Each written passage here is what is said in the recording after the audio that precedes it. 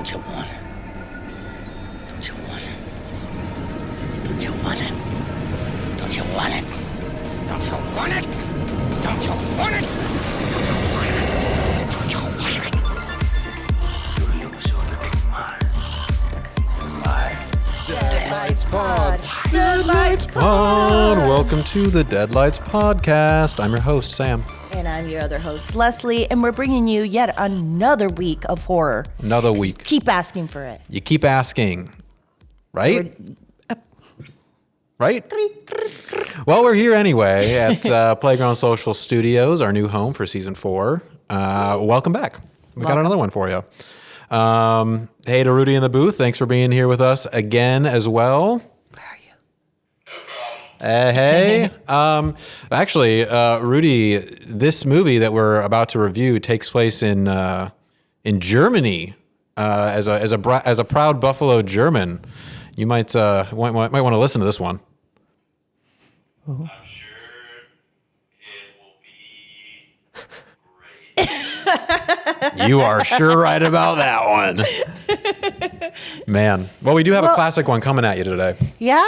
Classic. What did we watch? We watched Suspiria from 1977.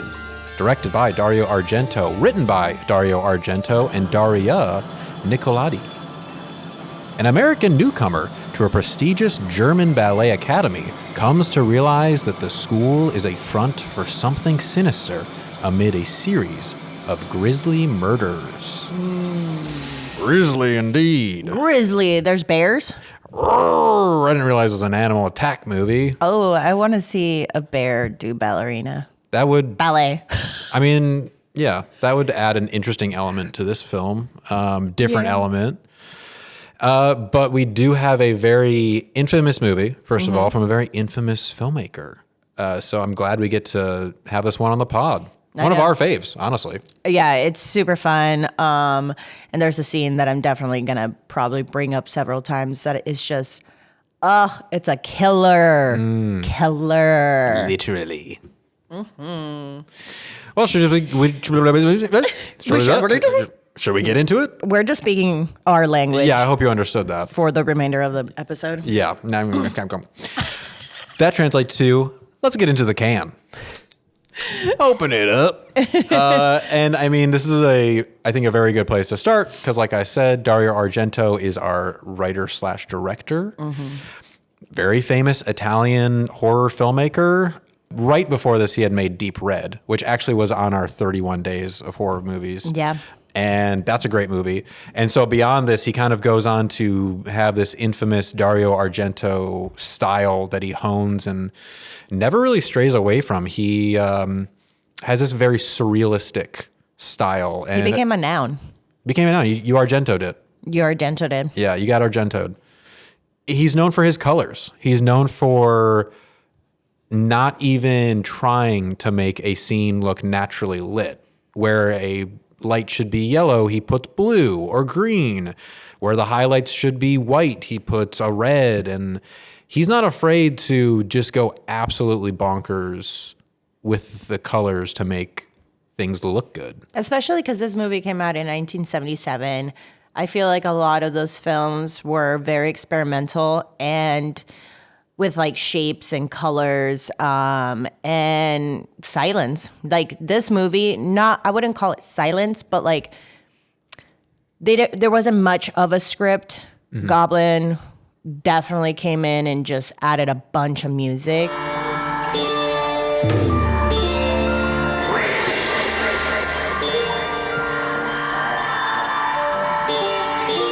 So it was music, imagery, and we mentioned while we were watching it is that there's not a lot of dance going on.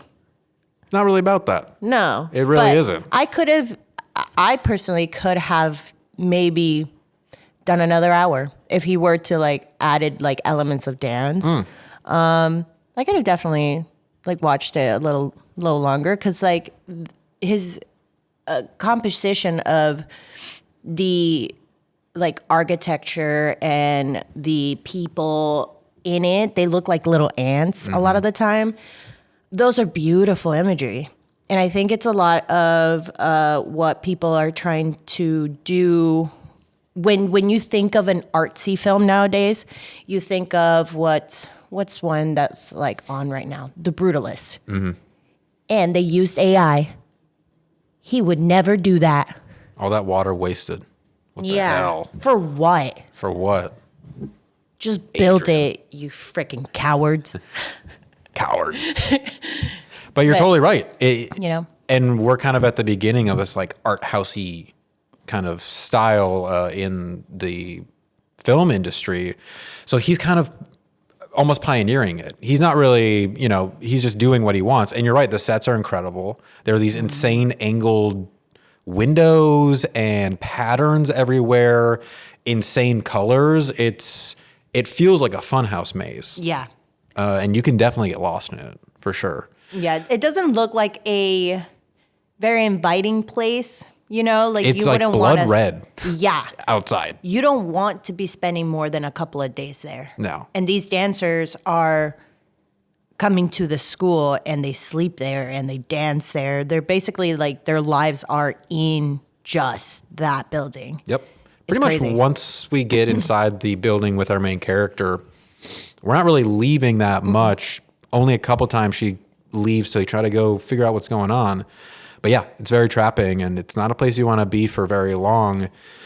And so this movie is more of an experience, is kind of, I guess, what we're saying. Yeah. There's less of the story, more of the feeling. And I think that he is a really, really good example of how a movie can make you feel scared without, showing you something necessarily scary. It's the cinematography plus the music working together to make you just feel very uncomfortable.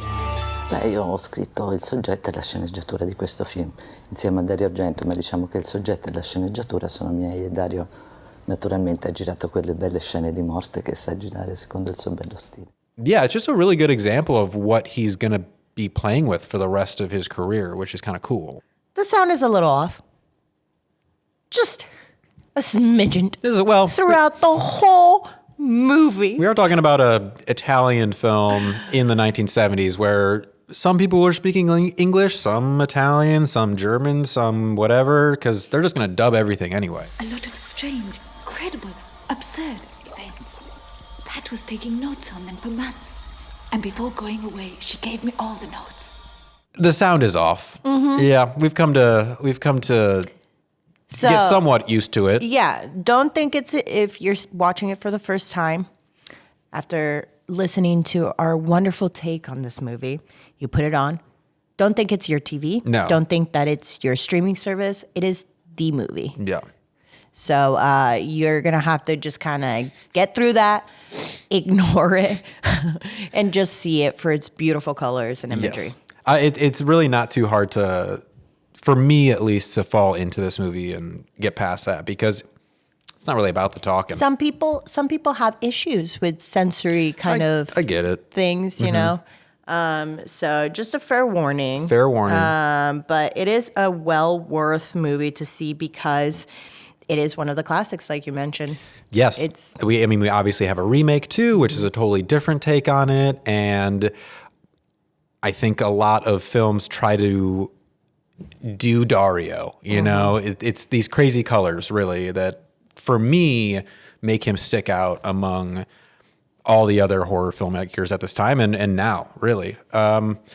And it's like we said, it's not exactly about the script or the acting, but all these characters that we have running around the school are very over the top. We got the teachers, we got the head directress, very fabulous, and all the other dancers too are, I don't know, they kind of feel like schoolgirls at camp. And then we have Susie, who's the main character, and she is the only one who's kind of subdued and more reserved and almost like introspective in a way. They establish her as like a smart character, and she is the one that comes in and unravels everything that's going on. She stays curious too. I just wanted to talk to you about some of the things that have been happening here lately. Oh, I know you're upset by Daniel's death, as we all have been. No, but it's more than that. I think she was actually pretty good as the the main person to follow because she was a little different than everybody else. But maybe we should just get into the meat. Yeah, let's get into the meat. Talk about what this movie is kind of talking about. It's, again, we're not talking too much of story here. So this is Right. going to be a little interesting. Yeah, I'm interested to see what you gathered because I am trying so hard not to relate it to its remake. There was more information in the remake than in this one. So I'm just like, okay, How do we separate those what two? did I get from this? Yes. I think it was a little hard for me to understand that it was a coven. Yep. That it was witchcraft. I thought that the person was just getting murdered. They're just people getting murdered Yeah. just because. Yeah, it's... Luckily, I haven't seen the remake. I've only seen it once and a pretty long time ago, so I can't remember exactly the take that they go for as far as the story-wise. But I have seen this movie multiple times, so obviously I know where they're going. And so I started thinking, all right, witches, ballerinas, dancers, what are the things that we're trying to compare? Why would witches set up in a dance studio? And I think that there are a lot of rituals that go on in both worlds. You know, obviously witches have their spells and their cauldrons and their rituals that they do to conjure things. And then dancers have their rituals that they do to stretch and get their bodies into insane places and do crazy things. So in that way, we are kind of looking at two things that are based off of doing it over and over and over again. So does it make sense that witches would kind of fall in that world? Yeah. If I stretch my mind there, yes. Especially ballet. I feel like ballet could be considered the most strenuous and like physically So you're giving it your all. yeah, everything. You Yeah. have to. If your goal is to be a professional dancer at some like Broadway or opera. Yes. Where do they dance? Operas, right? No, Opera at the houses? ballet, right? At the ballet. Yeah, and then on the flip side, I guess, you know, the witches are giving it all of their being too to, in the end, we've realized, stay alive, keep the It head. takes energy, right? To Yeah. like curse someone. Yeah, why they were cursing people, I don't really know. They didn't really explain that, but Like, yeah. do they stay young? Like, That's what I didn't know. The more ballerinas they get into their witchcraftiness. The more energy they get from them? Yeah. Well, and that's then the next step that I took it in my mind was, because we kind of already mentioned this like naivety that these girls have coming into the school and how it actually works and actually how dependent they are on this school. It's where they live, it's where they eat, it's where they work, they get money from, they have shelter, safety. So they're really dependent. I mean, and the main character is an American coming to Germany. She's really dependent on going to this school and having all these things provided for her. So that kind of allows the school to have more power over her in the way of like, well, where are you going to go? Yeah. And then as the movie goes on, they start drugging her. God, that sounds like a cult. It's a cult. It's like coercive control. You get someone under your power and you make them dependent on you completely financially and all the other ways. And then what are you supposed to do? You're trapped. Yeah, you're trapped. I mean, they're also like, you just mentioned it, but like having control over somebody's like diet, when they can eat. They were pouring things down her throat. Yeah. Like holding her mouth open. Well, it's because she wasn't eating. She was refusing to eat because she was like, I'm pretty sure this is how we get controlled. You're like drugging us through our food. But then also with that, not only are you starving yourself, but there is a sort of like, you start getting delusional from the lack of nutrition Your body needs to eat. But if you're only being fed carbs and like sugar, because I've heard that in most cases, real cults do that. Our body then just starts craving that, and it's like a treat kind of mentality for us, like how like doggies, doggies. You just train them, and you're more susceptible to just whatever they say goes, because that's your home. Yeah. Where are you gonna go? Yeah, you crave that treat, so you'll do what you have to do to. Especially if your food is being restricted. Yeah. Yeah, and so it feels like that's exactly what this coven is trying to do to these dancers and get them under their control to then eventually bring them into the cult. We're not really answered that, but that is what I got from it. Now, I think once we go into the cook, we can kind of talk about, how well that was conveyed, because also that could all not be what he was intending at all. Because it's hard to say. It's very visual, and none of this is really spelled out. Io anche ero influenzato da Biancaneve e i Sette Nani della versione di Walt Disney. E da lì infatti mi ha così impressionato quel film con la strega, eccetera, che ho preso anche I colori, ho cercato di captare quei colori così accesi, così forti. Should we get to the cook? Cook. Cook. Yep. I would say I take that as a yes. Yeah, let's cook it up. I think that this movie functions pretty well off of, this mystery that we're unraveling. Because right from the start, it starts with a horrible and brutal murder.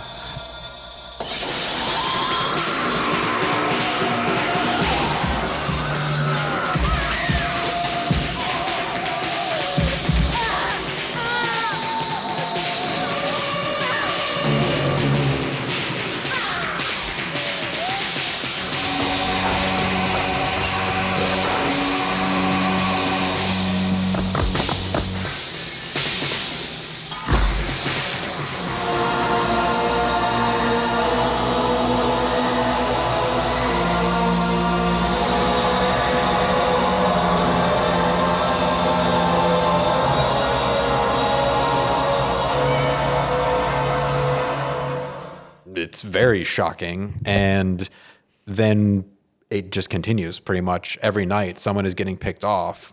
And then our main character comes in and starts to notice these things off and starts to put together the clues of where are these people going? What are their intentions? And finally finding the heart of the coven and realizing that some supernatural shit is going on. So I think it does keep you pretty engaged as far as what the fuck is happening. Especially when she goes and starts exploring the building, because from the outside it looks huge, but we get a lot of just hallway and the room for majority of the movie. So then once she starts falling into barbed-wired rooms, then you're just like, okay, I'm kind of piecing together where we are, what this place, what the many rooms are, I guess. Were you? No. Kind of felt like when you fall into a room full of barbed wire, it's kind of like, well, I don't know where we are now. What the fuck what are was we this room doing? called? I don't know. In the ballet studio. Yeah, I don't. Yeah, my closet is just full of fucking spikes. Just spikes. Yeah, your spike room. Just in You case. got your bomb room. You got your My what? your bomb room. My bomb room. The bomb. The bomb. I think it was those elements though, that like funhousey, crazy style along again with the colors that makes it disorienting, but also makes you engage. You're trying to figure out where we are. You're trying to figure out what the fuck this room is for. And in those ways, I think it really does keep you with it. I think unfortunately, I think there should have just been less talking even. Because the scenes where we did have dialogue were pretty bad. Can anybody lend me a pair of shoes? Yes, me. Oh, thank you. If you want to buy them, I can make you a nice price. 50 marks. Oh, no thanks. I already have some in my suitcase. But if you'd rather not. No, okay, go ahead. Take them. But, give them back, Of course. There was a whole thing that she left the school and then was talking to this psychiatrist, and he gave this long-winded explanation of what he thought was going on. She had discovered that the Tam Academy was founded in 1895 by a certain Helena Marcos, and that the local people believed her to be a witch. And then she's like, well, do you think it could be cult stuff? And he's like, well, actually, I'm not the person to talk to. That guy right over there is. And he brings this other guy over who then has a really long-winded explanation of what's going on. The goal is to accumulate great personal wealth, but that can only be achieved by injury to others. And I was like, this just totally broke that high-paced action that we had the whole movie. And there were just a couple scenes like that. I get we need to tell some sort of story, but do we? Just go crazy, Dario. Yeah. Just go crazy, man. It's 1977. We would have forgiven you. Yeah. This is one of his earlier films too, so he's not full Dario, full form. Full form. He'll get there. But like this is what I love about these kind of like directors is that even from the beginning, they had a style. And I love when they're like, no, this is what like either got me into filmmaking or like I discovered through filmmaking that I just want this particular thing. Veramente complicato, veramente preciso. E il film è stato un continuo inventare. It's incredible. I love to like put on a movie and not know much about it and be like, this looks like this other movie, and it's because it's the same director. Because you know how bad I am with frickin' names. You're getting a lot better. I am. You got this. Because I'm like, I have to do like 10 times more work and just be like, David Argento. David? Dario. God. You got the last name. You got the last name and a couple of the letters of the first name. Like I said, you're getting better. You're like 80% there. Oh my God, that's embarrassing. You got this. Well, yeah, thanks. Yeah.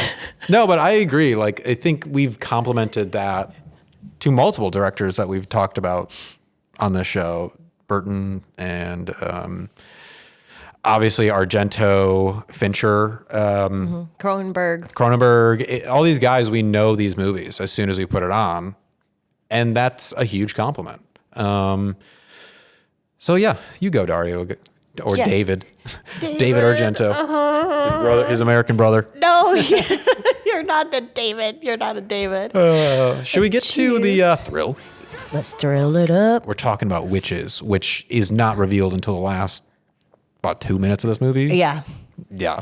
Very upsetting. In a way, for me. I mean, most of this movie, it's just like, honestly, the horror is coming from the brutality of these murders. Like the first murder that we have, I remember the first time I saw this movie and seeing that, I was really affected, very taken aback at just like how in your face it is. It's right in the beginning. Right in the beginning. It's loud. That goblin music is just right in your ears.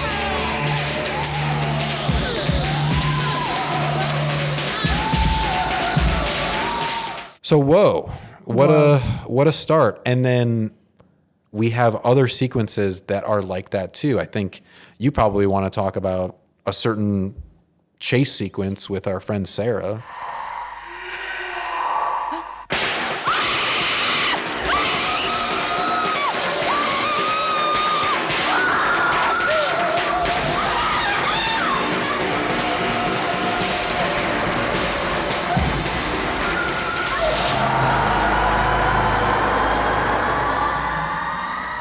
I still can't find a logic behind why a dance studio would have an empty room with nothing but barbed wire.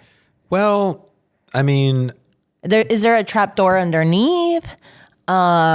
Is this the Winchester house, like mansion, where like doors go to nowhere or a staircase go to nowhere? You open the door and you're like on the third floor, you could fucking die. Kind of feels like that. You know, sometimes, so like are we trying to get people to fall into the room to die? Because she fell from the air vent, right? Or some shit like she that. came through a little like window from a different room. Somehow didn't see any of the barbed wire that was just filling the floor and just stepped down into it. And then alligator rolled all around into it. Yikes. Yeah. I mean, I guess maybe ballets in Germany are like really, really sought after and people are trying to break in. So they need to put barbed wire around the whole But usually complex? you do that in the outside, not the inside. Well, they just hadn't got to it yet. So this is their wire room that they're holding it to. That's the only thing I can think of. Why not just keep it in boxes? I don't know. It just was so funny. And then I also love to think like David, like sitting down and just being like, yeah, no, I want her to fall into something, but we've already used glass. We've used, I don't know, like her falling from a window. Mm-hmm. So like, why not something pokey? What do people hate? You know, I hate spikes. I hate spikes. Maybe he just looked out the window and was like, Barbed wire. There it is. Barb. A razor wire. I don't know. I'm not sure what it was. I keep saying bob wire. Bob's wires. You do love Bob's Burgers, so it makes sense that you're just inserting Bob's Burgers into everything. Bob's wire. Bob Argento. His brother David. Yeah.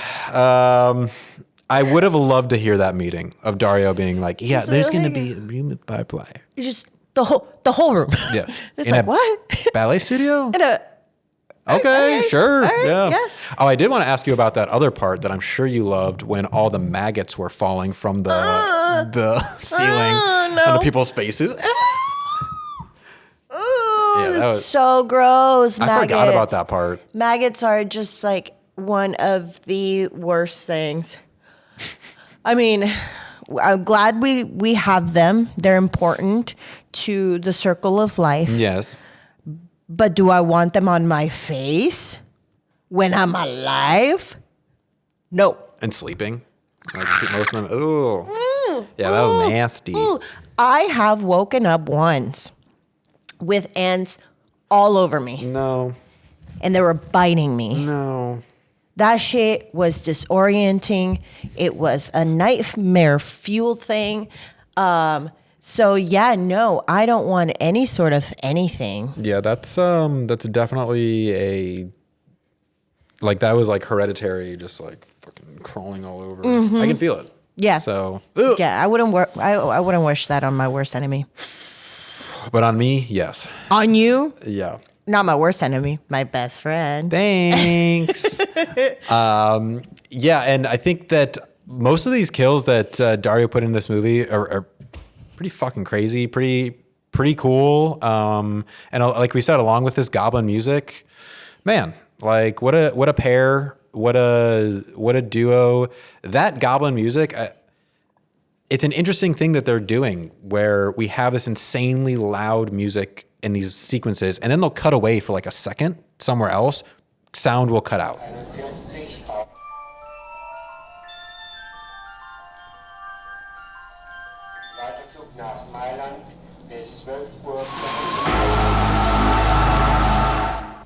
If you're happy enough with the couch, you can stay for as long as you please. You're on edge the whole time because you don't know if they're going to cut to something and it's gross and we're going to get a loud goblin. It feels like a fever dream. Yeah. You know?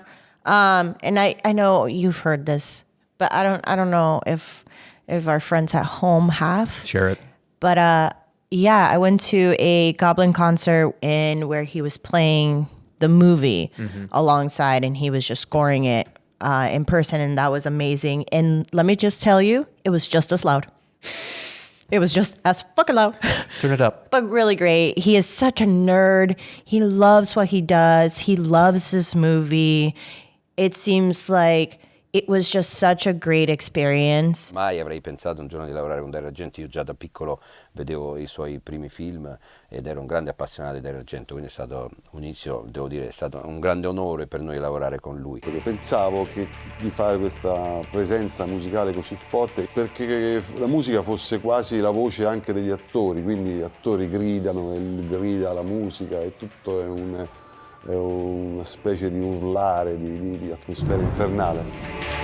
Even years, decades later, he just has nothing but like so much gratitude. He hates the new one. Hates it. He was like, they didn't even ask me. Fair.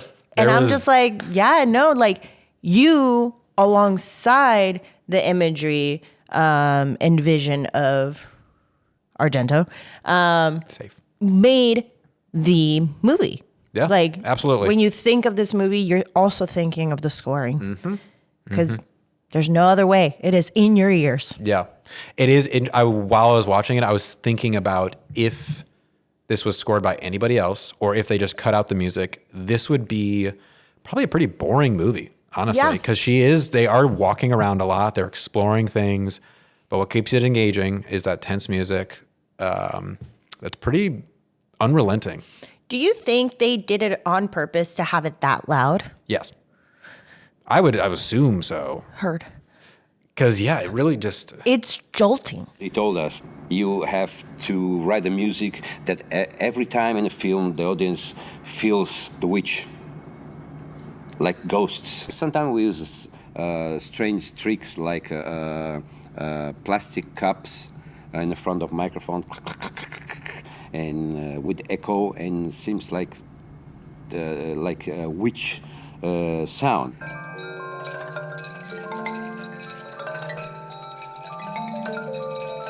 The main song of Suspiria, the Suspiria song, there is a voice. La, la, la, la. It is my voice.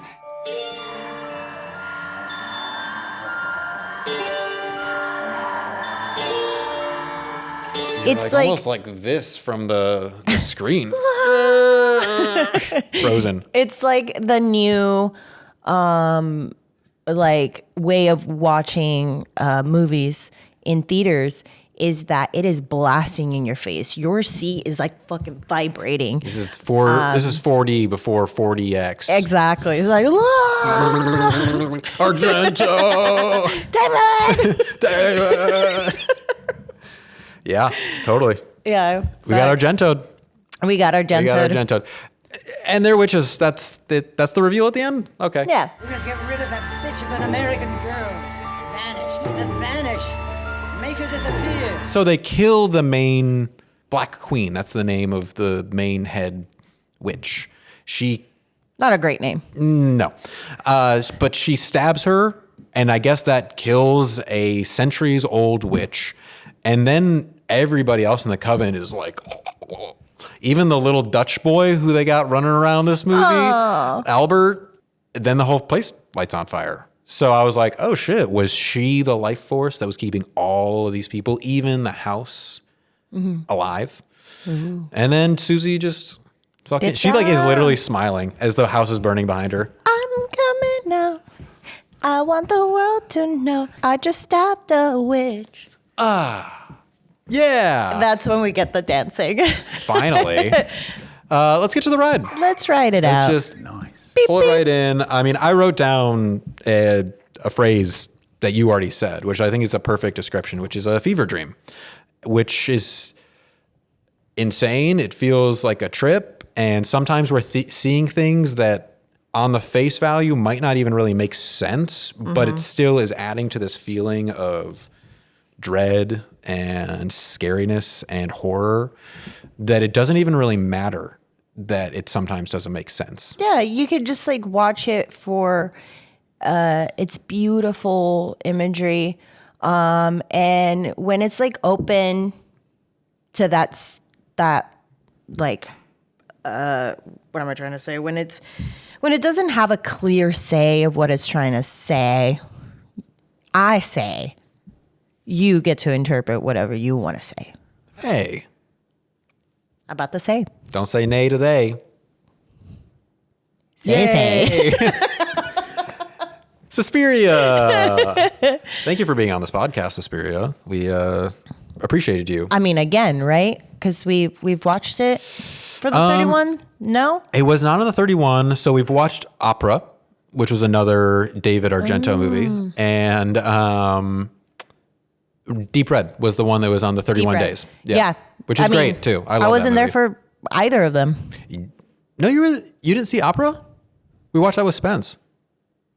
I remember. I totally remember that movie. Definitely remember that Damn. movie. It's been over 100 episodes. Yeah. Come on. You try to make me remember. Sorry. I don't know what I ate yesterday. Yeah. Just kidding. I do. Oh, well, good. Anyway, let's get to these Smash Pumpkins. Let's smash them up. Smash them out. Would you like to go? Yeah. Right. I think I'm next. Sure. Well, so we will share our custom log line. We will give our Smash Pumpkin rating, and then, of course, the new award this season, the Creepiest Kitty Award, to what we think is the creepiest part of the movie. Leslie, You like to dance? I like to dance. In barbed wire, my bad. Come into this beautiful, decorated, all in red school in where you won't get to dance. There'll be many people that are gonna die. You're gonna go around, try to figure it out. But it's been you this whole time. Suspiria. I'm gonna give it a 3.5 stars. Whoa. Yeah. And the Kitty Award is, I'm just gonna keep saying it, barbed wire. I'm gonna say it right. Barbed wire. That to me is the scariest room. And a terrible way to die. Yeah. She managed to get by with just a couple of scratches, but I think any regular human. Was she the To one pieces. that actually ended up with needles in the eyes too at the end? She like came out and she had the needles. Sarah, girl, Sarah, come on. you're a survivor. I am sorry. I am sorry. I do remember Opera. Isn't there like needles in the eyeballs? Oh my god. I hate So much- that scene. So much eye shit in that movie. Yeah. Dario. All right, You got Dario'd. God. Okay, here is mine. Log line. Dance. Dance. Well, not that much apparently. Most of your time at the TAMS Academy will be spent walking, sleeping, and counting steps. Don't follow those steps if you don't want to know the truth. What the truth is? Couldn't tell you, but Susie's happy about it. I gave it a 3.5 as well. What the heck? What the heck? That's never happened before. No, never. And my Creepiest Kitty Award goes to that very first kill. It's stuck with me since the first time I watched it. And it's shocking. That poor girl, I don't even remember her name. Pat.